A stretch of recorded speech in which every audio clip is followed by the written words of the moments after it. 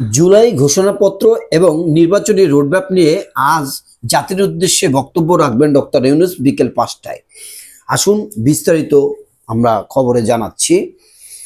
আজ মুক্তির দিন। দেশবাসীর উপর ১৭ বছর ধরে চেপে বসা জগদ্দল পাথর থেকে মুক্তির দিন আজ ৫ই আগস্ট।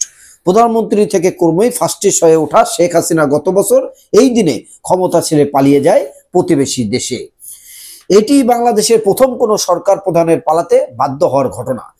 শাসনের নামে শোষকের অত্যাচারের বিরুদ্ধে ফুঁসে উঠেছিল পুরো দেশের মানুষ।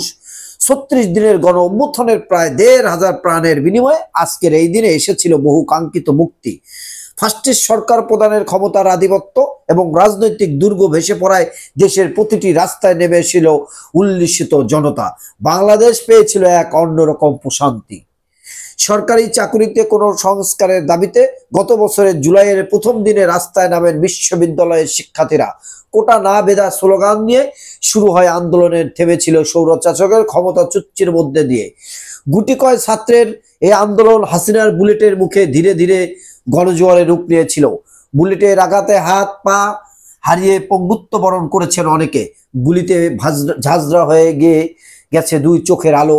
ছাত্র জনতার উপর নেমে আসা নিদারুণ অত্যাচারের ক্ষত বয়ে বেড়াচ্ছে প্রায় ২০,০০০ মানুষ। স্বৈরশাসকের বসত টিকিয়ে রাখার নিষ্ঠুরতার গল্প এখন মানুষের মুখে মুখে। শেখ হাসিনা তার দীর্ঘ শাসনামলে অহংকার করে বলে আসছিলেন, শেখ হাসিনা পালায় না।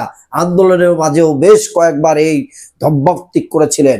বৈষম্য বিরোধী ছাত্র আন্দোলনের চূড়ান্ত পর্যায়ে কারফিউ দিয়ে টিকে থাকতে চেয়েছিলেন বসন্তে। ৫ই আগস্ট কারফিউ উপেক্ষা করে ৫ টু ঢাকা কর্মসূচি সফল করে হাজার হাজার ছাত্র জনতা। ৫ দিনে গোপন করা হয় ৩২২ মৃত্যুর তথ্য। শরীর কেঁপে উঠেছিল, বুক হিম হয়ে গিয়েছিল।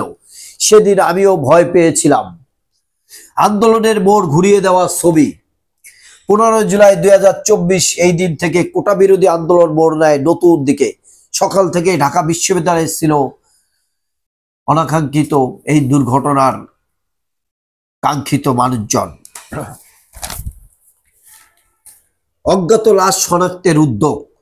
জুলাই গণহত্যা, কবর থেকে উঠানো হবে ১৪৪ মৃত্যুদেহ। জুলাই আন্দোলনে গিয়ে নিখোঁজ, কোথায় হারিয়ে গেলেন মুন্না, শোকাচ্ছন্ন পরিবার। আসিফ নজরুল বলেন, শেখ হাসিনা রাষ্ট্রের ধারণাই বুঝতেন না।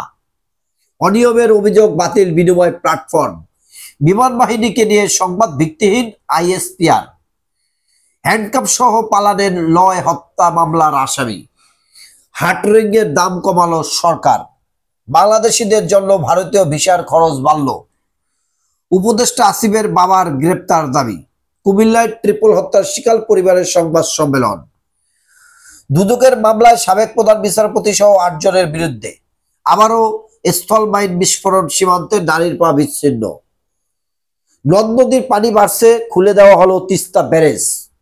সেপ্টেম্বরের ভোটে প্রস্তুতি শেষ। ১০ আগস্ট ভোটার তালিকা খসড়া প্রকাশ। ৩১ আগস্ট চূড়ান্ত। ইউইউটি মার্চে সেপ্টেম্বরে। গেস্ট হাউস থেকে উদ্ধার সাবেক সেনা প্রধান হারুনের লাশ। মালয়েশিয়ার সন্ত্রাসবাদ, সজীবের দায় স্বীকার, রিমান্ডে আকরাম। এই ছিল বাংলাদেশ পত্রিকার শিরোনাম। প্রিয় দেশবাসী, প্রতিদিন পত্রিকার সংবাদ শুনতে চ্যানেলটি সাবস্ক্রাইব করে রাখতে পারেন। আসসালামু আলাইকুম।